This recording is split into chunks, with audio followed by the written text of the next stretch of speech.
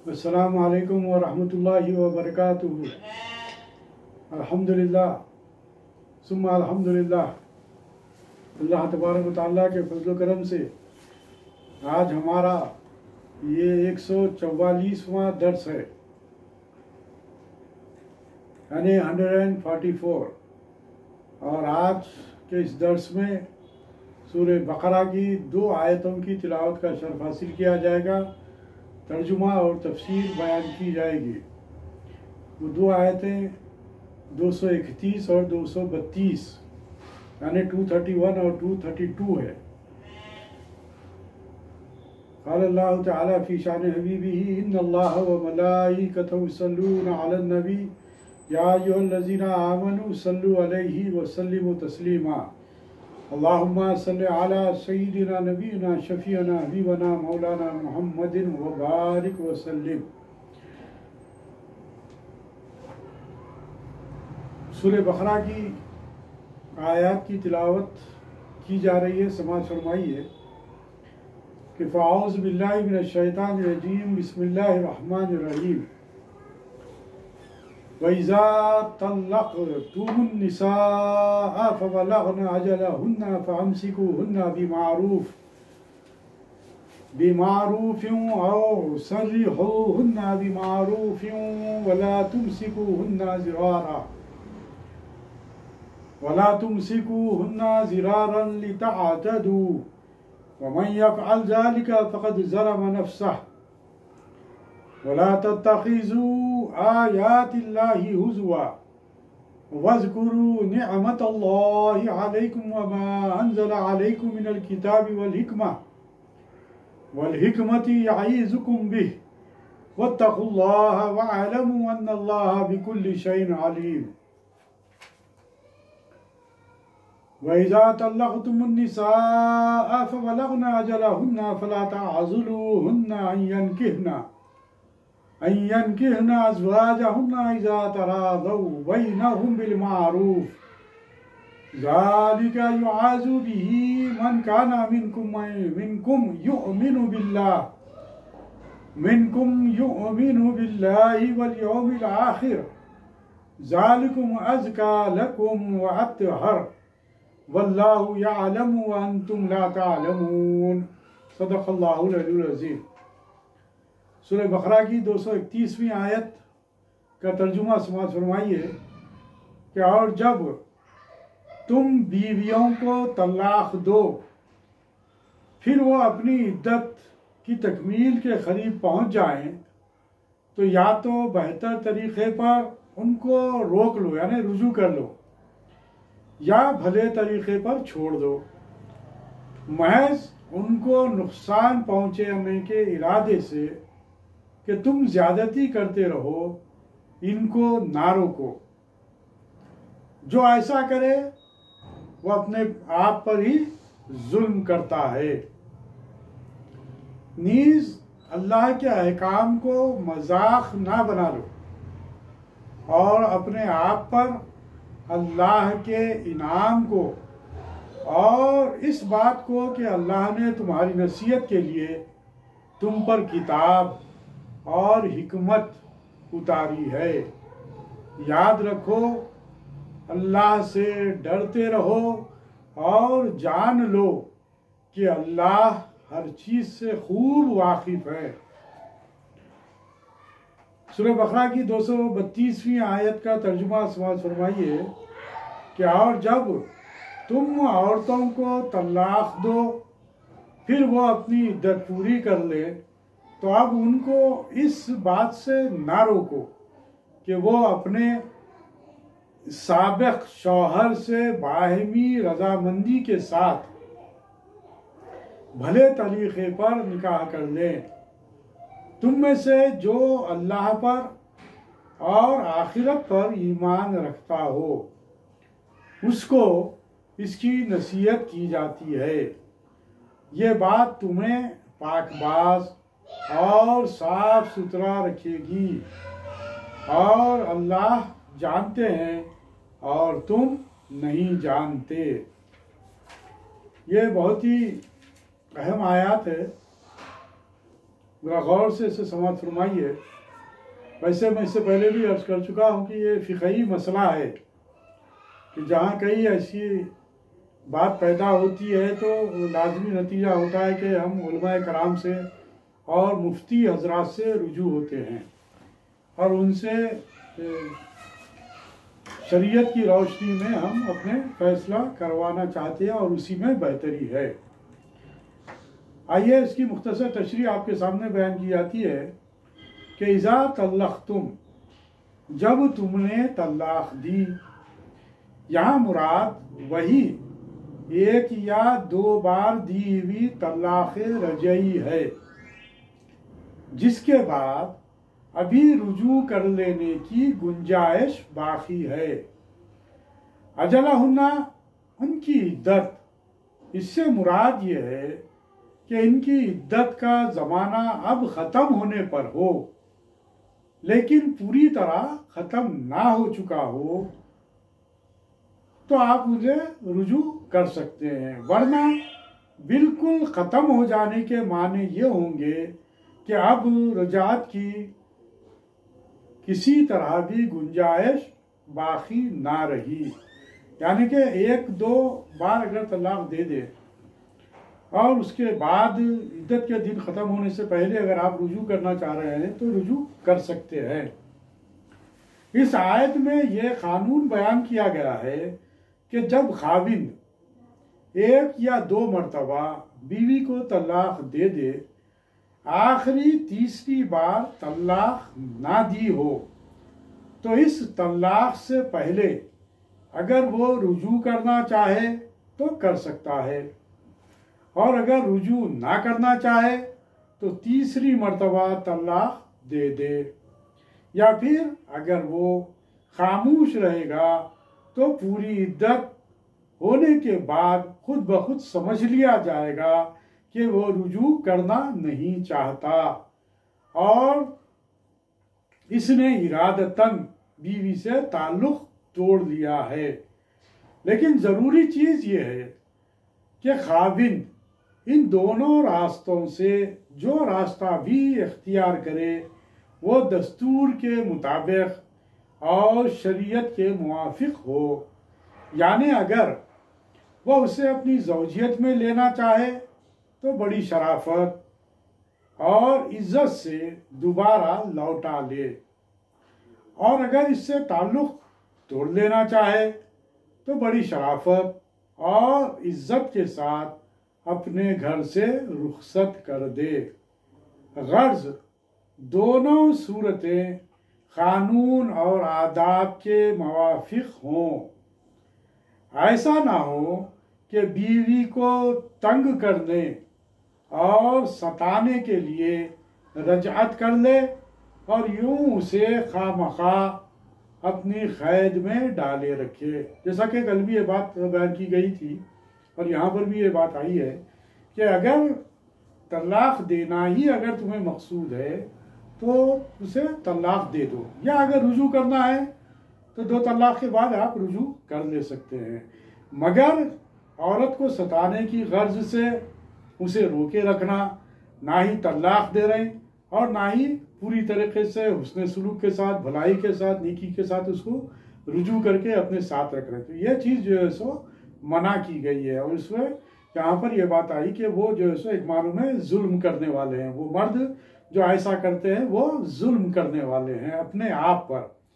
जो लोग औरतों की हक तलफी करते हैं और महज सताने के लिए दोबारा ज़ौजियत में ले लेते हैं, उनके बारे में अल्लाह ताला ने बयान किया कि इस तरह वो खुद अपने ऊपर जुल्म करते हैं, वो नुकसान अपना आप नुकसान उठाते हैं। जाहिर है कि ऐसा करने से इनका अपना घर आबाद नहीं हो सकेगा बल्कि बर्बाद हो जाएगा। खुद उन्हें कभी चैन और सुकून नसीब नहीं होगा जो ऐसे मर्द इस तरीके का रवैया इख्तियार करते हैं, क्योंकि लाजिम बात है कि दिल में मोहब्बत नहीं है और अगर जहर नहीं मिल रहे हैं तो फिर वो खुशगवार ज़िंदगी नहीं हो सकती। अगर ऐसा मामला है तो जहाँ पर अल्लाह ताला ने इजाज़त दी कि तुम या तो हुस्न सलूक करते हुए अपनी बीवी को रुजू कर लो और उसके साथ हुस्न सलूक के साथ रहो और उसके साथ नेकी का अमल करो, उसके तमाम चीज़ों को जो तुम पर जिम्मेदारियाँ हैं उसे पूरी तरीके से अदा करो, या नहीं अगर उसे पसंद ही नहीं करते हो, अगर तुम उसे छोड़ देना ही चाहते हो तो छोड़ दो। लेकिन ये रवैया अख्तियार मत करो कि तुम अगर उसे किसी वजह से अगर नापसंद करते हो तो उसे ज़बरदस्ती रोके रखो, बांधे रखो। ये चीज़ जो है सो अल्लाह तबारक ताला को नापसंद है। और अल्लाह तबारक ताला ने ऐसे मर्दों के लिए ही कहा कि तुम अपने आप पर जुल्म करने वाले हो, क्योंकि इससे घरेलू जो ज़िंदगी है वो खुशहाल नहीं रह सकती है। इनकी घरेलू ज़िंदगी परेशानियों और दुखों का चश्मा बन जाएगी। दोनों अपनी औलाद की जिम्मेदारियों से कोताही बरतेंगे। इस तरह तबाही और बर्बादी डेरा जमा लेगी। अगर कुछ अरसे बाद यह शख्स अपनी बीवी को तलाक दे भी दे तो फिर कोई शरीफ औरत उसकी नई बीवी बनने के लिए तैयार नहीं होगी। खाविन के लिए यही बेहतर है कि वह अपनी बीवी से अच्छा सलूक करे ताकि खुद भी खुश रह सके और वो भी खुश रह सके, और जिसकी वजह से जब खुशहाल ज़िंदगी रहेगी तो इसका बाल बच्चों पर भी अच्छा असर पड़ेगा। घर में तू मैं चख पख की ज़िंदगी जिसकी वजह से होता यह है कि बच्चों के ऊपर बुरा असर पड़ता, क्योंकि मासूम बच्चे बहुत जल्द किसी भी चीज़ को कबूल कर लेते हैं। इसलिए यहाँ पर शौहर को ये जिम्मेदार गिरवाना गया कि तुम्हारी ये जिम्मेदारी है कि तुम बीवी के साथ हुस्न सलूक से पेश आओ, मोहब्बत से पेश आओ, उसकी जो जिम्मेदारियाँ हैं उसकी पूरी तरीके से अदायगी करो और उसे खुश रखने की पूरी तरह से कोशिश करो। और यहाँ पर शौहरी को इस बात की तंबीह भी की जा रही है और फिर ये बतलाया जा रहा है कि एक मानों में ये क्या है, हंसी मजाक वाली बात हो रही है कि जब चाहे आप तलाक दे दे, फिर जब चाहे आप रुजू कर लें। तो ये जो तरीक़ा है ये अल्लाह ताला के अहकाम की खिलाफ वर्जी है। जैसा कि इस आयत के इस टुकड़े में ये बात की वजाहत की गई क्या कि नीज़ अल्लाह के अहकाम को मजाक ना बना लो। जो आपके सामने अभी जो बयान किए गए हैं अहकाम, उसको मजाक के तौर पर ना लो, उसको मजाक ना बनाओ और अपने आप पर अल्लाह के इनाम को, अल्लाह ताला का यह इनाम है। शौहर के लिए बीवी इनाम है और बीवी के लिए शौहर इनाम है, और इसके लिए आप जो है सो ये जो अल्लाह ताला की तरफ से जो तुम्हारी तस्कीन का जरिया बनते हैं इसको जो है सो वैसे जो है सो ना छोड़ दो। और इस बात को कि अल्लाह ने तुम्हारी नसीहत के लिए तुम पर किताब और हिकमत उतारी है, यानी कि किताब में वजाहत के साथ तमाम अहकाम को बयान कर रहा है ताकि तुम्हारी ज़िंदगी खुशहाल ज़िंदगी रहे। याद रखो, अल्लाह से डरते रहो। देखो आप हर जगह पर यही बात आएगी कि वत्तकुल्लाह वत्तकुल्लाह। कुरान मजीद में कितनी मुकाम पर आ गया, जब कभी भी किसी किस्म के अहकाम नाजिल होते हैं तो वहाँ पर फिर ये बात भी बतला दी जाती है कि देखो तुम अल्लाह से डरते रहो, क्योंकि अल्लाह ताला हर चीज़ से पूरी तरीके से वाकिफ़ है। ज़ाहिरी तौर पर भी वाकिफ़ है और बातिनी तौर पर भी वाकिफ़ है, और तुम्हारी नीयतों को वो जानता है कि तुम किस नीयत के सहत जो है सो किस नीयत के तहत तुम अपनी बीवी को रुजू कर रहे हो। इसके नीयत तुम्हारी बीवी को सताना है या फिर नेकी के साथ रुजू कर अपनी ज़िंदगी को खुशगवार बनाना है, ये भी अल्लाह तबारक ताला जानता है। या फिर बीवी को सताना है इसलिए तुम जो है सो रुजू कर रहे हो ताकि उससे जो है सो फिर मैं बांध रखूँ, ताकि जो है सो उस पर जो है सो उसके साथ हुस्न सलूक ना करूँ और उसके तकलीफ़ां दूँ। तो ये चीज़ें जो सो अल्लाह ताला को रवा नहीं है। यहाँ पर यही बात कही जा रही है कि तंबीह की जा रही है, अल्लाह ताला ने इस हिस्से में तंबीह की है कि हमारे हुक्मों को हंसी और मजाक ना बनाओ, कि जिस हुक्म पर चाहा अमल कर लिया और जिसे चाहा छोड़ दिया। इसीलिए हुक्म दिया जाता है कि कुरान की मुख्तलिफ आयतों में ये बात आती है कि अल्लाह तबारक ताला के तमाम अहकाम पर मुसलमान के लिए ज़रूरी है कि उस पर अमल पैरा हो जाए। इसीलिए अल्लाह ताला ने क्या कहा कुरान मजीद में, या अय्युहल्लज़ीना आमनू दुखुलू फिस्सिल्मि काफ़ा, ऐ ईमान वालो इस्लाम में पूरे के पूरे दाखिल हो जाओ। अल्लाह के अहकाम के, यानी कि उसका मतलब क्या है कि अल्लाह ताला के तमाम अहकाम पर अमल करने वाले बन जाओ। किसी अहकाम को कबूल कर लिया और किसी अहकाम पर जो सो नज़रअंदाज कर दिया, उसे पसेपुश डाल दिया, तो ये मोमिनाना कैफियत नहीं होती, ये मोमिनाना सिफात नहीं है। ये तो बात यहूद व नसारा की बात हो जाएगी कि उन्होंने भी जिन चीज़ों को कबूल करना था, जो चीज़ उनके लिए आसान थी, जो चीज़ उनके लिए नफ्स पर गिरा नहीं गुजरती थी, जो चीज़ उनके नफ्स के मुताबिक ख्वाहिशों की तकमील करने वाली थी, उन चीज़ों को ले लिया, और जो चीज़ उनके नफ्स पर भारे गिरा गुजरती उसे उन्होंने पसेपुश डाल दिया। इस तरीके से उन लोगों ने तहरीफ कर दी। यहाँ पर यही बात कही जा रही है कि तुम जो हुक्म को चाहे कबूल कर लो और जिसे चाहे नज़रअंदाज कर दो, ये मोमिनाना बात नहीं है, ये मजाक बनाने वाली बात है। लिहाजा तुम ऐसा मजाक ना करो, बल्कि सारे अहकाम पर पूरी तरह कारबंद हो जाओ, क्योंकि तुम्हारी भलाई इसी में है। और हम जानते हैं, मुसलमान हैं, हम इस बात से वाकिफ़ है कि कुरान मजीद जो नाजिल हुई है उसके तमाम अहकाम हमारे लिए खैर लेकर ही नाजिल किए गए। हमारे लिए खैर का पैगाम है उसके अंदर, हमारे लिए भलाई है उसके अंदर, हर हुक्म में हमारे लिए भलाई ही भलाई है। माशरती ज़िंदगी का बुनियादी पत्थर जो है वो ख़ानदान और ख़ानदानी ज़िंदगी है, और ख़ानदान का बुनियादी नुक्ता मियाँ बीवी के सही ताल्लुकात हैं। इसलिए यह कहना बिल्कुल दुरुस्त और बजा होगा कि सारी कौम के माशरती निज़ाम की बुनियाद मियाँ बीवी के हुकूक और फ़राइज़ की दुरुस्ती और बजा आवरी पर है। अगर शौहर अपनी बीवी के तमाम हुकूक निहायत खुश उसलूबी से अदा कर रहे हों तो सारे माशरे की ज़िंदगी निहायत पुख्ता बुनियादों पर कायम होगी। लेकिन अगर मियाँ बीवी के ताल्लुकात ख़राब होंगे तो आपस में कई किस्म की नाचाकी पैदा होगी, तो समझ लेना चाहिए कि सारी सोसाइटी ख़तरे में है। इसलिए तमाम इस्लाह पसंद लोगों को इस तरफ तवज्जो देनी चाहिए कि वो किसी तरह भी मियाँ बीवी के ताल्लुकात को ख़राब ना होने दें।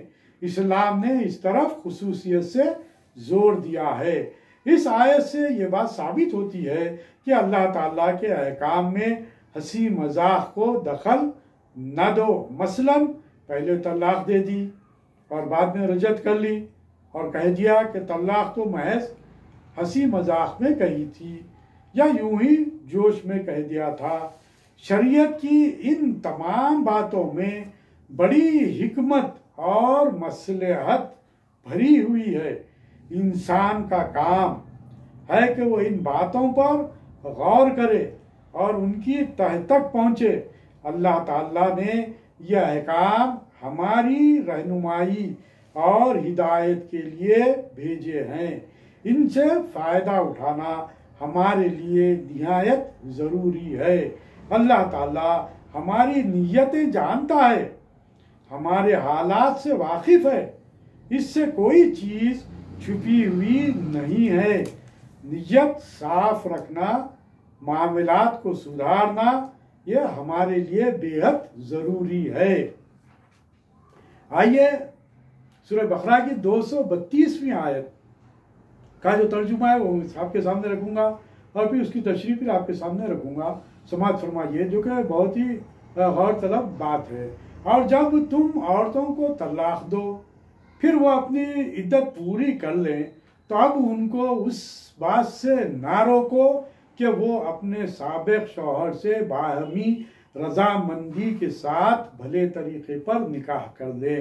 यानी कि ये वही बात है, यानी कि एक बार तलाक दिया, 2 बार तलाक दिए, तीसरी बार अगर तलाक का अगर कोई मसला अगर मरहला अगर पैदा हो जाए तो फिर यहाँ पर जो अहकाम आ रहे हैं ये जो सो फ़िक़ही मसला है, इसको जो सो बहुत ही गौर से समाज फरमाइए कि तुम में से जो अल्लाह पर और आखिरत पर ईमान रखता हो उसको इसकी नसीहत की जाती है।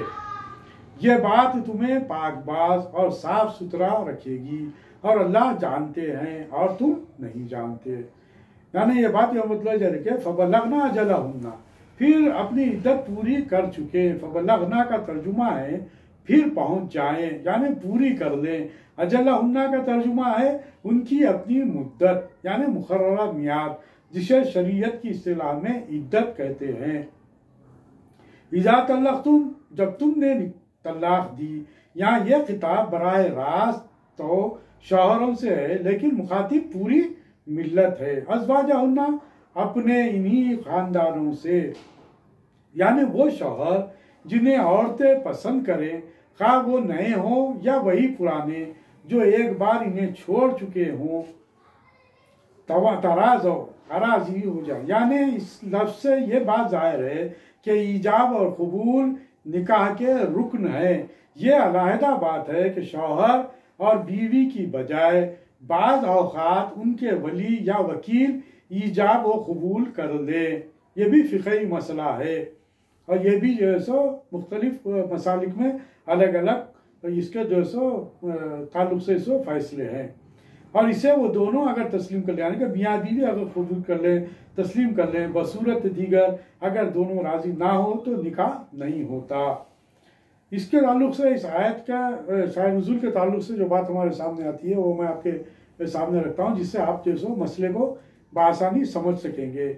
ये आयत हज़रत माक़िल बिन यसार रज़ी अल्लाह ताला अन्हु और उनकी हमशीरा के बारे में नाजिल हुई। सही बुखारी में इस आयत की तफसीर के बयान में है कि हज़रत माक़िल रज़ी अल्लाह ताला अन्हु फरमाते हैं, मेरी बहन का मांगा मेरे पास आता था, यानी कि जो चाहता था, मैंने उनसे निकाह कर दिया। उसने कुछ दिनों बाद तलाक दे दी। फिर इद्दत गुजरने के बाद निकाह की दरख्वास्त की, मैंने इनकार कर दिया। यानी कि भाई ने अपनी बहन को फिर दोबारा उस शौहर के निकाह में देने से इनकार कर दिया। इस पर यह आयत नाजिल हुई, जिसे सुनकर हज़रत माक़िल रज़ी अल्लाह ताला अन्हु ने बावजूद एक कसम खा रखी थी कि मैं तेरे निकाह में ना दूंगा, निकाह पर आमादा हो गए। यानी कि देखिए, अब ये सहाबा कराम का अमल था कि जैसे ही कोई आयत नाजिल हो जाती या जो हुक्म नाजिल हो जाता, उस पर वो फौरी तौर पर अमल पैरा हो जाते, खा उसे पसंद करे या नापसंद हो।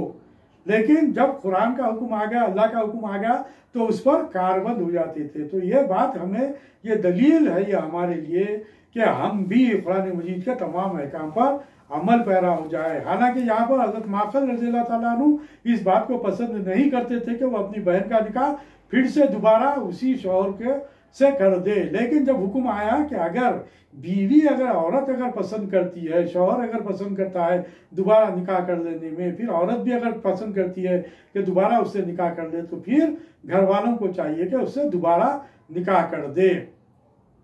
और कहने लगे कि मैंने खुदा का फरमान सुना और मैंने मान लिया। यह है, देखिए आप, इत्तेबा की जो बात आती है, इताअत की जो बात आती है, इसे कहते हैं कि जहां पर अल्लाह का हुक्म आ गया वहां पर अपने सर को झुका दिया, फौरी अल्लाह के हुक्म पर राजी हो जाना, इसी को इत्तेबा कहते हैं, इसी को इताअत कहते हैं। और अपने बहन भाई को बुलाकर दोबारा निकाह करा दिया और अपनी कसम, जो उन्होंने कसम खा ली थी कि मैं नहीं दूंगा, उसका कफ़ारा अदा किया। इनका नाम जमील बिनते यसार था, इनके खाविंद का नाम अबुल बदा था। बाज़ ने इनका नाम फातिमा बिनते यसार बताया है। फिर फरमाया कुरान मजीद में कि यह नसीहत वो वाज इनके लिए है जिन्हें शरीयत पर ईमान हो। अल्हम्दुलिल्लाह हमारा शरीयत भी पर ईमान है, और हमारा फरीज़ा भी ये है कि जब कभी किसी किस्म का अगर कोई ऐसा मसला पैदा हो जाए तो अदालत के दरवाजे ना खटखटाएं, अदालत में जाकर गैर मुस्लिमों से अपने फैसले ना करवाएं, बल्कि कुरान और अहादीस की रोशनी में हम अपने फैसले करवाने के लिए उलमाए कराम से रुजू हो, मुफ्तियान कराम से रुजू हो, ताकि हम शरीयत की रोशनी में हम फैसले करवा कर अल्लाह को भी राज़ी रखे, उसके हबीब को भी राज़ी रखे और अपनी भी दुनिया और आखिरत बना ले। खुदा का डर हो, क़यामत का खौफ हो। उन्हें चाहिए कि अपनी विलायत में जो औरतें हों उन्हें ऐसी हालत में निकाह से ना रोकें, शरीयत का इत्तिबा करके ऐसी औरतों को उनके खाविंदों के निकाह में दे देना और अपनी हमीयत और गीरत को जो खिलाफ शरा हो शरीयत के मातहत कर देना ही तुम्हारे लिए बेहतरी है और पाकीज़गी का बायस है।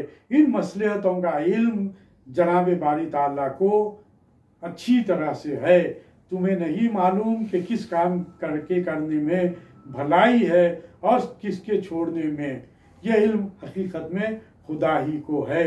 लिहाजा हमारा ये फरीज़ा बनता है कि हम इन अहकाम को हमेशा पेश नज़र रखें और अपनी दुनिया और आखिरत को संवारने के लिए अपने अल्लाह और उसके रसूल सल्लल्लाहु अलैहि वसल्लम को राज़ी करे और अहकामात खुदाबंदी पर अमल पैरा होने के लिए कोशिश करें। बहरहाल इन आयात में जो जिम्मेदारियाँ आई हमारे सामने वो ये कि शौहर की जिम्मेदारी है कि वो हर हाल में अपनी बीवी की खुशी का ख्याल रखे ताकि किसी किस्म की नाचाखी पैदा ना हो। अल्लाह ताला से दुआ है कि बारी ताला जो भी अहकाम हमारे सामने आ रहे हैं उसको हमको समझने की तौफीक अता फरमा और उसका सही फ़हम और इदराक अता फरमा और हमारे घरों को जोड़े रख हमारे घरों में खुशहाल ज़िंदगी अता फरमा ताकि हमारी ज़िंदगी दुनियावी भी और उखरवी भी कामयाब हो सके।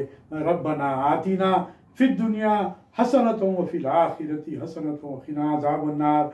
रब्बना आतिना मिन लदुनका रहमतन व हय्यि लना मिन अमरिना रशदा।